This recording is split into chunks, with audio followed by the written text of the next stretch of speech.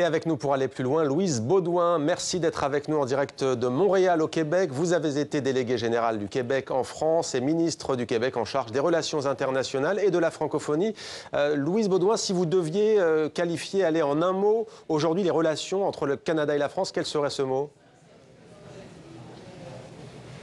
Ben, elles sont excellentes, je pense. Et puis, il n'y a pas beaucoup de sujets qui fâchent. Il y en a peut-être quelques-uns, dont celui de la francophonie et de l'avenir de la secrétaire générale actuelle qui va se déterminer à Erevan, en Arménie, en octobre prochain. Mais sinon, ils sont à peu près d'accord sur tout. Et ça transparaît, ça paraît. Alors, ils sont d'accord sur tout, quasiment. La question, c'est de savoir si ça peut opérer, cette entente. Demain, donc, début de ce G7, on parle déjà d'un G6+1. Emmanuel Macron a déclaré qu'il ne faut pas avoir peur de signer un accord à 6 contre 1, donc contre les États-Unis de Donald Trump. Vous pensez que Justin Trudeau et Emmanuel Macron peuvent faire pression sur Donald Trump sur la question des taxes douanières ? Franchement, je ne le crois pas. Et ce que je pense, cependant, c'est que Justin Trudeau a plus à perdre d'un G7 qui se terminerait comme ça, c'est-à-dire un G6+1. J'ai trouvé qu'Emmanuel Macron avait beaucoup monté le ton par rapport à sa visite récente à Washington, où on trouvait qu'il en faisait beaucoup pour démontrer son amitié avec Donald Trump. Il a peut-être espéré que ça donnerait des résultats, mais les résultats ne sont pas là. Les résultats ne sont pas là pour le Canada non plus. Mais Justin Trudeau, qui préside cette réunion, a certainement beaucoup plus à perdre. Et le Canada, d'ailleurs, a plus à perdre dans une bataille, qu'elle soit commerciale ou politique, avec les États-Unis, qui sont notre charmant voisin, comme vous savez. Alors que l'Europe elle-même, si elle finit par trouver une façon de fonctionner qui soit politiquement puissante, et ce qu'elle pourrait faire, et qu'elle ne fait pas encore, eh bien, c'est différent quand même pour la France que pour le Canada. Mais ils vont essayer de s'entendre avec Trump. Moi, je pense qu'ils ne pourront pas y arriver par définition. Et est-ce que, donc, M. Trudeau sortira, lui, plus fort ou plus faible de ce G7? Ça peut être différent pour le président Macron, puisque les intérêts, au bout du compte, ne sont pas nécessairement les mêmes dans la préservation de la relation particulière avec les États-Unis. Alors justement, on a vu effectivement un Emmanuel Macron beaucoup plus offensif pour Justin Trudeau, puisque les États-Unis sont votre voisin. Vous êtes une spécialiste des relations internationales et de la francophonie.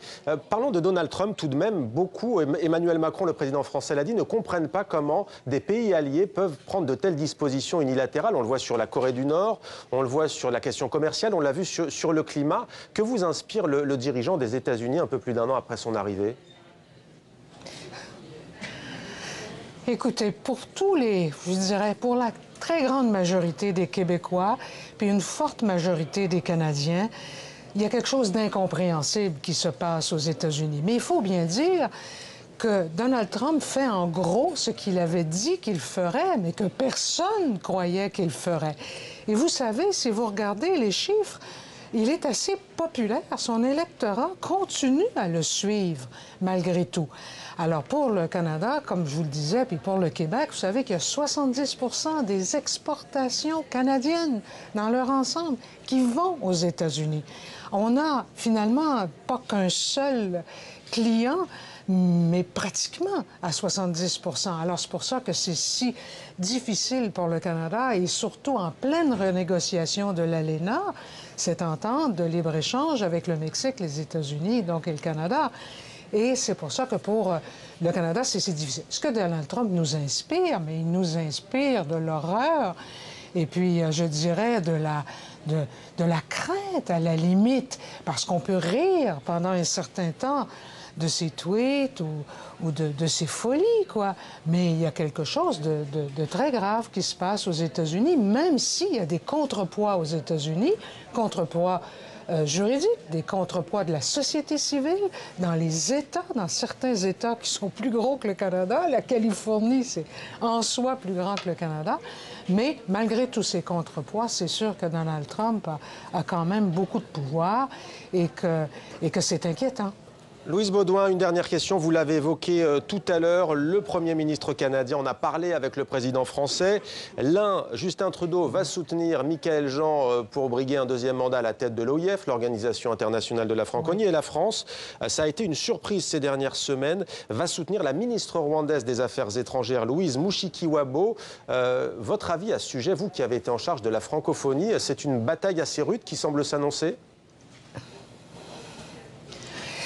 Probablement parce que Michaël Jean lâchera pas le morceau, là, j'en suis à peu près certaine. Et puis le Canada et le Québec, d'ailleurs, qui est aussi, comme vous le savez, présent autour de la table, de cette grande table de la francophonie, vont appuyer Michaël Jean. Alors, on aurait pu penser, bon, elle va se désister, bon, compte tenu de la situation, etc., mais pas du tout. Ce qu'elle doit se dire, c'est que c'est un curieux choix que le président Macron a fait. Donc, le Rwanda qui a renié en quelque sorte le français, tout en continuant pour plusieurs Rwandais, bien sûr, à le parler, mais il a choisi, M. Kagame, l'anglais. Il a d'ailleurs fait sa conférence de presse en présence de Macron récemment, tout en anglais. Alors, ça surprend un peu pour quelqu'un qui veut devenir membre de la francophonie, non seulement membre, mais présider, donc, la francophonie. Ceci étant, moi, je crois que s'il y a un seul candidat africain, normalement, il va gagner. Normalement, il va gagner, avec l'appui de la France.